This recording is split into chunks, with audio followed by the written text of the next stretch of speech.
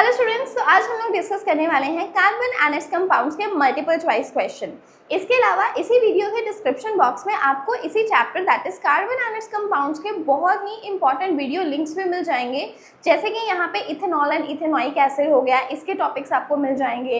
Then nomenclature किस तरह से करना है वो लिंक्स आपको मिल जाएंगे। इसके अलावा हमने 20 मिनट में सभी के सभी जो केमिकल रिएक्शंस हैं उन्हें बड़ी ही अच्छी कवरेज के साथ कवर कर रखा है, और ये भी साथ में डिस्कस करा हुआ है कि सभी जो बोर्ड क्वेश्चंस है वो वहाँ से किस तरह से आ सकते हैं। तो उस वीडियो के भी आप देख सकते हो, तो एक बार डिस्क्रिप्शन बॉक्स जरूर चेक कर लेना सो दैट आपको जो इंपॉर्टेंट वीडियोस हैं उनके लिंक्स भी मिल पाए। तो चलिए हम लोग जल्दी से स्टार्ट करते हैं हमारे मल्टीपल चॉइस क्वेश्चन। तो यहाँ पे हमारा फर्स्ट क्वेश्चन है, carbon exist in the atmosphere in the form of. तो यहाँ पे क्वेश्चन करा जा रहा है कार्बन पे कि एटमॉस्फेयर में जो कार्बन है वो किस फॉर्म में एग्जिस्ट करता है। ऑप्शंस हम लोगों को गिवन है carbon monoxide that is CO, then इसके बाद है first option is carbon monoxide only, दूसरा carbon monoxide in traces in carbon dioxide, third is carbon dioxide only and D is coal. तो यहाँ पे हमारा सही आंसर है सी कि एटमॉस्फेयर में जो कार्बन है वो केवल और केवल कार्बन डाइऑक्साइड के फॉर्म में ही एग्जिस्ट करता है।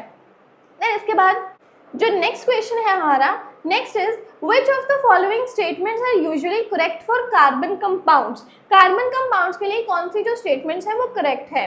Number 1, they are good conductor of electricity, they are poor conductor of electricity, these have strong forces of attraction between their molecules, do not have strong forces of attraction between their molecules। तो question में ध्यान से देखो, यहाँ पे usually लिखा हुआ है, यूजुअली का मतलब आमतौर पे हम लोगों को पता है कि जो कार्बन है, carbon is a non metal होने के कारण it is a poor conductor of electricity. इसके अलावा इनमें बहुत ज़्यादा जो स्ट्रॉन्ग बॉन्ड्स हैं वो अवेलेबल नहीं होती है, इसलिए जो ऑप्शन 2 है और ऑप्शन 4 है ये दोनों ही सही है। तो इसलिए हमारा आंसर आ जाएगा D, that they are poor conductor of electricity के पुअर कंडक्टर हैं, और इनके जो मॉलिक्यूल्स हैं, मॉलिक्यूल्स के बीच में जो आपस में फोर्सेस हैं वो इतनी ज्यादा स्ट्रॉन्ग नहीं रहती हैं।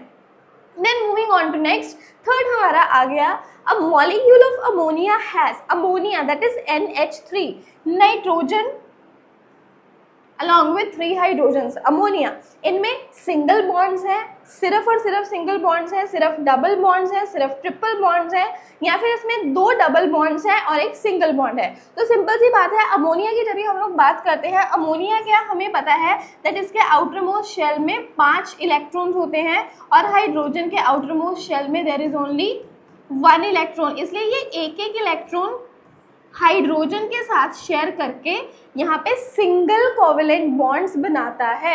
इस तरह से नाइट्रोजन जो है, नाइट्रोजन का ऑक्टेट भी कंप्लीट हो जाता है और हाइड्रोजन का भी। तो इस क्वेश्चन को ल्यूइस स्ट्रक्चर के बेसिस पर आंसर किया जा सकता है, क्योंकि आप देखो सिंपल सा इस तरह से भी समझ के देख लो कि जैसे नाइट्रोजन है, अब नाइट्रोजन का एटॉमिक नंबर कितना है 7 विद 2 5। अब देखो नाइट्रोजन के आउटर मोस्ट शेल में 5 इलेक्ट्रॉन है और इसे स्टेबल होने के लिए 3 और इलेक्ट्रॉन की जरूरत है, सो दैट इसका ऑक्टेट जो है वो कंप्लीट हो जाए। और ये 3 इलेक्ट्रॉन ये 3 हाइड्रोजन एटम से गेन करता है, जिसकी वजह से इसे तीनों हाइड्रोजन के साथ सिंगल बॉन्ड बनानी पड़ती है। तो यहाँ पे हमारा आंसर क्या हो जाता है, it has only single bonds, ना डबल बॉन्ड है इसमें, ना ट्रिपल बॉन्ड है, किसमें, अमोनिया के मॉलिक्यूल में, ठीक है, it has only single bonds. Then इसके बाद हम लोग आगे बढ़ते हैं,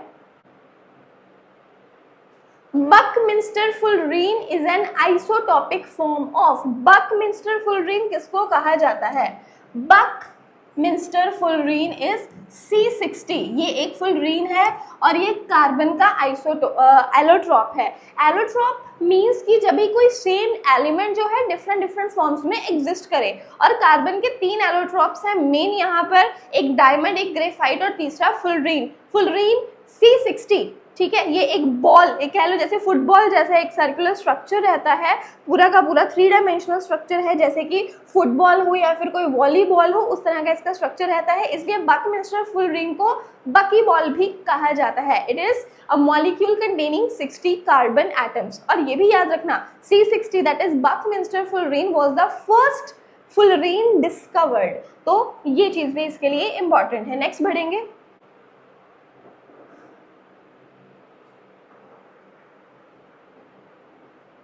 Which of the following are correct structural isomers of butane?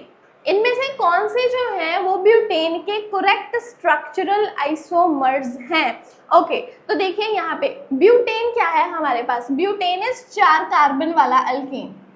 ब्यूट means 4 carbon, ane की वजह से इन सभी कार्बन्स में सिंगल बॉन्ड है और जो रेस्ट ऑफ द बॉन्ड्स है these are being completed by hydrogen atoms. हम लोगों को पता है यही हमारा ब्यूटेन रहता है, राइट? ओके, तो चलिए नेक्स्ट देखो यहाँ पे क्या है, ब्यूटेन। अब देखो अगर आप पहला स्ट्रक्चर देखोगे ये ब्यूटेन है, 1 2 3 4 और बाकी सभी पोजीशन पे हाइड्रोजन है, तो ये हमारा ब्यूटेन है। अब इन्होंने स्ट्रक्चरल आइसोमर, आइसोमर मतलब जिसका मॉलिक्यूलर फॉर्मूला सेम जाए, ब्यूट मतलब इसमें 4 कार्बन है C4 और हाइड्रोजन कितने हैं 10, तो जिसमें 4 कार्बन और 10 हाइड्रोजन हो, तो कार्बन तो इसमें 4 हैं, हाइड्रोजन 1 2 3 4 5 6 7 8, दिस इज C4H8। दूसरी बात, ये आइसोमर इसलिए नहीं है क्योंकि यहाँ पे ये साइकिल बना रहा है, यहाँ पे देखो क्लोज स्ट्रक्चर आ गया ना, तो इसलिए ये आइसोमर जो है वो नहीं हो सकता। इसके अलावा जो इसका मॉलिक्यूलर फॉर्मूला है वो भी मैच नहीं कर रहा है। मॉलिक्यूलर फॉर्मूला हमें चाहिए C4H10 और ये है C4H8, इसलिए ये तो नहीं हो सकता। अब नेक्स्ट यहाँ पे एक तो ये है और तीसरा यहाँ पे सॉरी जो हमारे पास सेकेंड ऑप्शन है 1 2 3 4, 4 कार्बन है, हाइड्रोजन कितने 1 2 3 4 5 6 7 8 9 10 और इसमें भी 4 कार्बन और 10 हाइड्रोजन हैं। अब इसके बाद जो फोर्थ है ये भी नहीं है क्योंकि आप देख सकते हो यहाँ पे एक पूरा जो है साइक्लिक स्ट्रक्चर बन रहा है, इसलिए ये भी इसका आंसर नहीं होगा। फर्दरमोर अगर हम लोग काउंट करने जाएं, कार्बन तो 4 हैं, हाइड्रोजन कितने हैं 2 4 6 8, तो ये भी C4H10 फॉर्मूला नहीं रखता है, तो हमारे सही ऑप्शन है 1 and 2। So C option is correct जिसमें 1 और 2 का ऑप्शन दे रखा है।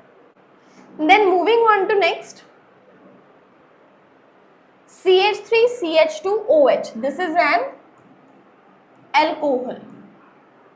इसमें ऐड करा एल्कलाइन KMnO4 और हीट कर दिया, बन गया CH3COOH, that is carboxylic acid. मतलब अल्कोहल को कार्बोक्सिलिक एसिड में बदल दिया गया। अगर हम इस चीज को ध्यान से समझना चाहें तो देखिए अल्कोहल क्या है हमारे पास, CH3 CH2OH और इससे बना क्या इससे CH3, ये CH3 एज इट इज रह गया और यहाँ पे क्या हुआ, 2 हाइड्रोजन्स को रिमूव कर दिया गया और रिमूव करने के बाद डबल बॉन्ड ऑक्सीजन, OH अपनी ही जगह पे है, तो यहाँ पे हुआ क्या, removal of hydrogen and addition of oxygen. तो मतलब ये क्या हो गई, ये तो इसकी ऑक्सीडेशन हो गई।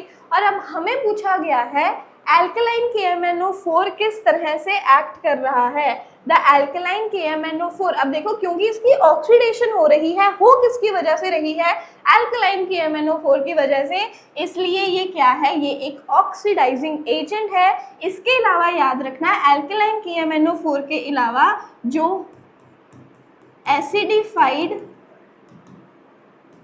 K2Cr2O7 है, ये भी एक ऑक्सीडाइजिंग एजेंट है। तो एग्जाम में अगर एल्कलाइन KMnO4 को ना लेकर एसिडिफाइड Kr2Cr2O7 लिया हो तभी भी रिएक्शन यही रहेगा और दोनों जो है दोनों ही ऑक्सीडाइजिंग एजेंट्स हैं। अब चाहें तो ये आपका NCERT में एग्जाम्पल गिवन है, आप देख सकते हो। नहीं समझ में आया तो मैं आपको बता रही हूँ, डिस्क्रिप्शन में वीडियो लिंक गिवन है, बिल्कुल डिटेल में मैंने वहां पे समझा रखा है कि ये रिएक्शंस किस तरह से होंगे।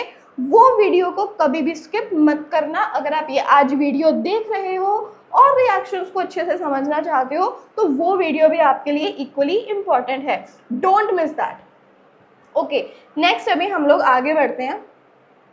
देन हमारा 7th क्वेश्चन आ गया, that oils on treating with hydrogen, जब भी हम लोग ऑयल को ट्रीट करते हैं हाइड्रोजन के साथ, in the presence of palladium और निकल कैटलिस्ट फॉर्म फैट, इससे फैट बनती है और ये किसका रिएक्शन है, ऑयल्स। मतलब यहाँ पे हम लोग अनसैचुरेटेड हाइड्रोकार्बन की बात कर रहे हैं। अनसैचुरेटेड हाइड्रोकार्बन का मतलब मान लो मेरे पास क्या है, कार्बन, डबल बॉन्ड कार्बन और यहाँ पे इसके दो हाइड्रोजन्स जो है वो लगे हुए हैं। ये मेरा एक अल्कीन है which is an unsaturated hydrocarbon, और जो हमारा ऑयल है वो भी अनसैचुरेटेड रहता है। इस एग्जाम्पल से समझो। अब क्या कह रहे हैं, हमने क्या इसमें ऐड करा, हाइड्रोजन। हाइड्रोजन इज H2, किसकी प्रेजेंस में करा, in the presence of palladium that is Pd, या निकल Na, या इसमें प्लैटिनम Pt भी ले सकते हैं। ये चीज़ याद रखना, केवल पैलेडियम या निकल से रिएक्शन नहीं हो सकता, प्लैटिनम भी ले सकते हैं। हमें कोई ना कोई कैटलिस्ट चाहिए, ठीक है। तो होगा क्या, बेसिकली जो कार्बन कार्बन में डबल बॉन्ड है, दो में से एक बॉन्ड टूट जाएगी, कार्बन कार्बन सिंगल बॉन्ड जो है वो रह जाएगी। इनके अपने दो हाइड्रोजन्स तो अभी बरकरार हैं, 2 हाइड्रोजन इसके और 2 हाइड्रोजन इसके, इनको तो कुछ नहीं कहा हमने, बस यहाँ से बॉन्ड तोड़ा। तोड़ने की वजह से दोनों कार्बन्स का एक एक बॉन्ड खत्म हो गया, और क्योंकि हमने H2 ऐड करा है तो एक हाइड्रोजन इसके पास और एक हाइड्रोजन उसके पास चला गया। तो कुछ नहीं हुआ, हमारे अनसैचुरेटेड से सैचुरेटेड कंपाउंड जो है वो बन गया। और जब रिएक्शन खास तौर से निकल के प्रेजेंस में करवाया जाता है, ये है हमारे वनस्पति घी बनाने का तरीका। ये चीज़ भी मैंने आपको फिर बता रही हूँ, डिटेल में बता रखी है वीडियो में, लिंक डिस्क्रिप्शन बॉक्स में गिवन है। तो हुआ क्या, सिर्फ एक बॉन्ड टूटी और उसके बाद हाइड्रोजन उसमें ऐड हो गया। तो what kind of reaction it is, किस तरह का रिएक्शन हो गया, ये हमारा नंबर 1 एडिशन रिएक्शन। डन। अभी चलो आगे बढ़ते हैं। Next, in which of the following compounds dash OH is a functional group. OH हमें पता है किसके लिए लगता है, अल्कोहल के लिए, और इसका सफिक्स क्या रहता है, OL, ओल। तो देखो ओल कहाँ पे लगा है, ये रहा one. One is representing the ketone, oic acid is representing to carboxylic acid, al is representing to aldehyde. हमें क्या चाहिए, ओल, किसके लिए, अल्कोहल के लिए। So the answer is B, butanol. अब मुझे कोई बता सकता है ब्यूटेनोल का स्ट्रक्चर क्या होगा? अगर बता सकते हो तो कमेंट में मुझे बताइए ब्यूटेनोल का स्ट्रक्चर या उसका मॉलिक्यूलर फॉर्मूला जो है वो क्या होगा। चलिए नेक्स्ट, सोप मॉलिक्यूल की यहाँ पे बात हो रही है। सोप मॉलिक्यूल के पास क्या होता है, dash, hydrophilic head, hydrophobic tell. चलो इन वर्ड्स के बारे में मैं आपको बता देती हूँ डिटेल में। क्या वर्ड आया, हाइड्रोफोबिक एंड हाइड्रोफिलिक। देखो समझो इस चीज को, क्या कहा, हाइड्रोफोबिक एंड हाइड्रोफिलिक। हाइड्रो यहाँ पे किसको रिप्रेजेंट कर रहा है, वाटर को। हाइड्रो किसे रिप्रेजेंट कर रहा है, वाटर को। हमें पता है हाइड्रा वर्ड हाइड्रो यूज करते तो हम वाटर बोलते हैं। फोबिक का मतलब रिपेलिंग, फोबिक का मतलब क्या, रिपेलिंग, या फिर इसको बोल दे हेटिंग, जिसे पानी पसंद नहीं है। फिलिक मतलब लविंग, जिसे पानी पसंद है। एक सोप के मॉलिक्यूल को हम लोग एक जिगजैग चेन की तरह, लंबी जिगजैग चेन की तरह और एक चार्ज एंड की तरह दिखा सकते हैं। तो जो चार्ज एंड रहता है ये होता है इसका हेड, और ये जो लंबी सी जिगजैग कार्बन की चेन है दिस इज द टेल। अब हमें पता है टेल क्या है, टेल नॉन पोलर है। नॉन पोलर होने के कारण इसे पानी पसंद नहीं है। So the tail is hydrophobic और हेड क्या है, हाइड्रोफिलिक। डिटेल समझने के लिए फिर से डिस्क्रिप्शन बॉक्स में सोप्स एंड मॉलिक्यूल्स का आपको soap molecule soap and detergent का वीडियो जो है वो मिलेगा, उसे ज़रूर देख लो। तो इसका जो हेड है वो हाइड्रोफिलिक है और जो टेल है वो हाइड्रोफोबिक है। डन। चलिए आगे बढ़ते हैं अभी। चलो ये भी बड़ा अच्छा सा क्वेश्चन लग रहा है। 10th क्वेश्चन देखेंगे। Which of the following is correct representation of electron dot structure of nitrogen? तो यहाँ पे मैं आपको बता दूं nitrogen that is N2 N2 exist करता है as nitrogen triple bond nitrogen. N2 जो गैस है नाइट्रोजन गैस, उनमें दो एटम्स में, नाइट्रोजन के दो एटम्स में ट्रिपल बॉन्ड रहती है। अगर ट्रिपल बॉन्ड है तो मुझे बताओ इन्होंने कितने पेयर ऑफ इलेक्ट्रॉन शेयर करे? 1 2 3 4 5 6। तो हमेशा याद रखना कि जहाँ पे ट्रिपल बॉन्ड 6 इलेक्ट्रॉन्स जो हैं वो शेयर हो रहे हों। देखो ये जो D है आपका, नाइट्रोजन के 3 इलेक्ट्रॉन यहाँ से 3 इलेक्ट्रॉन यहाँ से शेयर हो रहे हैं, दो दो जो है वो साइड पे पड़े हैं। 6 2 8, 6 2 8 इसके दोनों को octet complete. So the correct answer is D। तो ये ट्रिपल बॉन्ड बनाते हैं। सो कैसा लगा वीडियो? बहुत अच्छे जो हमने न्यूमेरिकल्स, बहुत अच्छे जो मल्टीपल चॉइस क्वेश्चंस हैं हम लोगों ने सॉल्व करे।